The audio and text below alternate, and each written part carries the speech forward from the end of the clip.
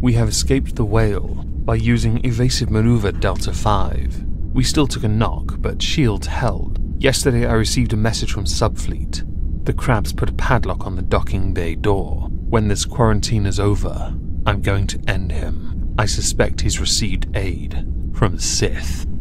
Welcome everyone to the 12th Halls of Brackets in Unbracket Justice.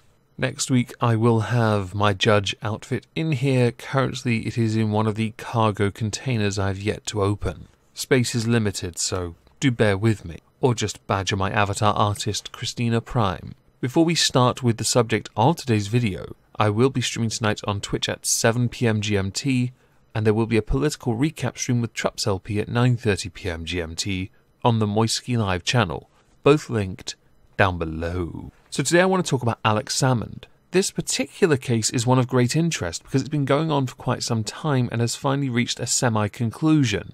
Let's say the true result is in limbo because there's some fallout that cannot take place because he's a politician and they're busy dealing with the Samuel Adams virus. Alex Salmond, for those who don't know, was the leader of the SNP, who famously failed to divide the United Kingdom in 2014 via a Scottish independence referendum. While I for the most part think of him as nothing more than a rather gobby snake, he has been put through the mill by a rather large number of allegations, and as we now have a verdict, it is only right that we now address it.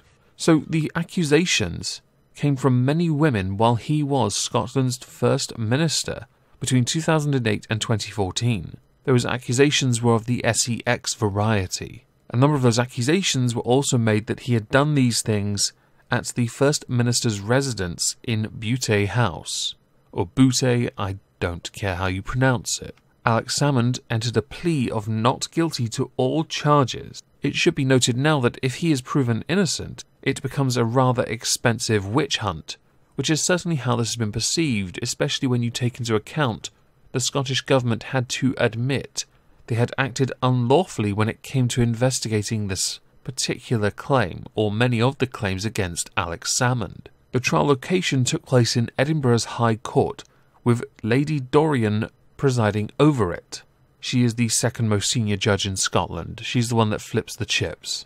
Now, unlike many countries, jurors in Scotland are not vetted, along with no balance of men and women jurors. No statements are offered, so it's straight to witnesses, which I think is somewhat efficient. The accused also doesn't have to prove innocence. The prosecution must prove guilt. An alien concept, I know. Jurors also do not have to be unanimous in giving a verdict, with only 8 of the 15 jurors required to declare guilt, innocence, or not proven. Now, I think it would be a good time to talk about anonymity, but I'm going to talk about the victim anonymity first. We will discuss anonymity for those in high office later. So the victims in this case are not allowed to be revealed by media, which includes online blogs and social media. They're not allowed to use anything that could identify the alleged victims of the offences, unless the person involved waives the right to anonymity. This remains the case even if the accused is ultimately cleared. As with all cases, the media are also restricted by contempt of court laws, and anyone who publishes or broadcasts anything that could potentially prejudice the trial, for example speculation about the guilt, innocence of the accused, they can be prosecuted and imprisoned. These contempt laws apply to blogs and social media platforms such as Facebook and Twitter. My view is, if Alex Salmond is found innocent, and we do have a verdict, so we'll get to that soon, those who have failed to prove guilt should then be put up for perverting the course of justice, and if found guilty, they should then be named and shamed, and they can pay his legal bills if he's found innocent. Before the trial even began, Alex Salmond had been very vocal about the claims against him, although I would say he was a much more subdued character to how he normally was during the trial, no doubt because he realised his freedom was up for grabs, by declaring these claims to be deliberate fabrications. Since it is down to the prosecution to provide evidence, I want to address the prosecution's statements towards Alex Salmond, calling him a predator who abused his power to satisfy his desire with impunity, and that he had a pattern of brazen conduct and did it because he could. I should point out Alex Salmond did also claim that the deliberate fabrications were entirely for a political purpose, and we can certainly put our tinfoil hats on later for that.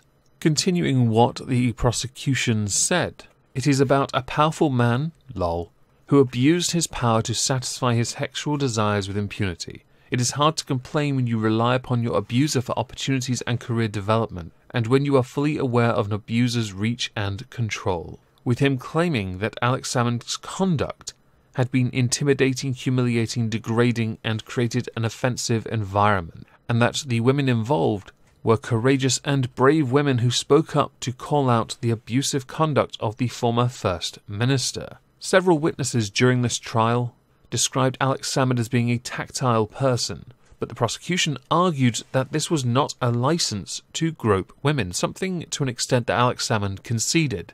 He was an overly friendly person, and that can, of course, in certain current year settings, come off the wrong way. During the trial, one of the witnesses actually pointed out a flaw in one of the accusations levied at Alex Salmond. It concerned a date in 2014, where a witness said she'd attended a meal with Alex Salmond and a celebrity at Butte House in 2014, but the witness did not see one of the claimed victims at the house or residence at the time. That puts a dampener on it, doesn't it?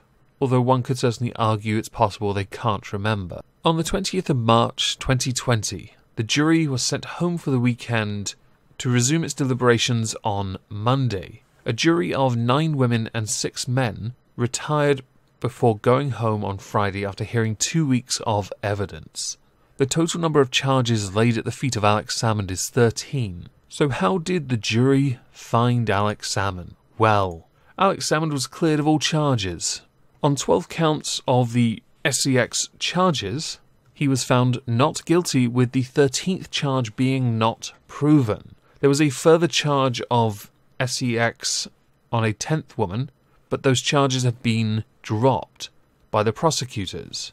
Many of the people who had made these charges against Alex Salmond included SNP politicians, party workers, several current and former Scottish Government civil servants and officials, many of whom still have their jobs. When leaving the courtroom, Alex Salmond did give a speech. Now, of course, he addressed the Samuel Adams virus as a priority for the government right now, but he did say that there was certain evidence that was yet to come to light, which tells me this case is far from over, and there are many matters that have yet to be truly settled. There will now undoubtedly be a number of questions and mentions and comments and criticisms thrown at Nicola Sturgeon, but these will be debated in the political arena for now, not legal. When asked about this, wee Jimmy Cranky Nicola Sturgeon did say that the jury's verdict must be respected, and that she will welcome the parliamentary inquiries that are to be held in our government's handling of the allegations against Alex Salmond, saying that I am a strong believer in a rigorous, robust, independent judicial process where complaints of this nature, if they come forward, are properly and thoroughly investigated. Due process takes its course and a court reaches a decision. I have no doubt that there will be further discussion around this issue in due course,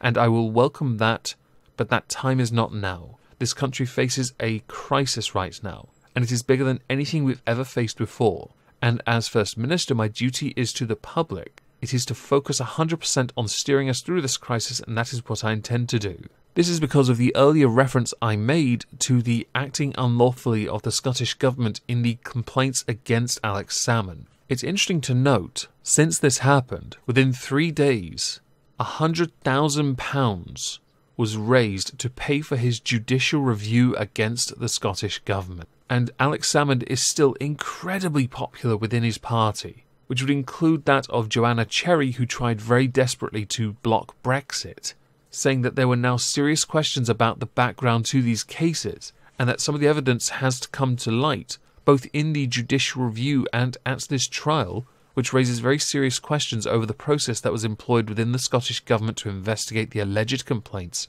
against Alex Salmond. Some of the fallout would include former aides of Nicola Sturgeon calling for top civil servants to quit over the botched Alex Salmond investigation. That former civil servant is called Noel Dolan, who has called on Permanent Secretary Leslie Evans to go for the good of the Scottish Civil Service and that as she has cost the Scottish taxpayer a large amount of money, she should have gone in 2019. The botched investigation cost the taxpayer over £600,000 in legal fees. Leslie Evans earns £175,000 a year, and while she did not carry out the probe herself, she does have the most responsibility to carry as she is the senior civil servant in the government. During the trial, there was an application for evidence from the judicial review to be used in the trial against Alex Salmond because he believed that some of the evidence that the government was trying to use then was faulty, was also rejected by the judge, who deemed it wholly irrelevant. I'm not entirely convinced. This all reeks of influence and manipulation. I find that intriguing. Now we get to discuss Fallout Additional. Let's call it Anonymity for Politicians and Other Public Figures, because this one is highly debatable. I have always said, and will continue to say, everyone is entitled to anonymity until proven guilty. Alex Salmond has been proven innocent on 12 out of 13, and the 13th being not proven. That doesn't mean he's innocent, of course, on that one charge, but they couldn't make their minds up. But on all the others, he was proven innocent. His name and his reputation and his career have been dragged through the mud. Through what does appear to be nothing more than a glorified witch hunt, the Scottish Government should be in an ISO cube for their failure, along with Leslie Evans for handling of this. The wasting of time is astonishing, and I hope when the next review takes place, when this finally starts going further, perverting the course of justice is explored, because this is a waste of time on a monumental level. Do I think Alex Salmond deserves anonymity until proven guilty? Yes, I do. It's a debatable one, though, because I'm sure many people will say, no, he's a politician. Public figure, you can't do that. Actually, I'm going to say that because I've always said that. I don't care who you are. I really don't. Unless you are proven guilty, you are innocent and shouldn't be treated the way you are because of a claim that has yet to be proven. With this, and I'm linking quite a lot of sources related to this down below, I'm quite intrigued to know what you think.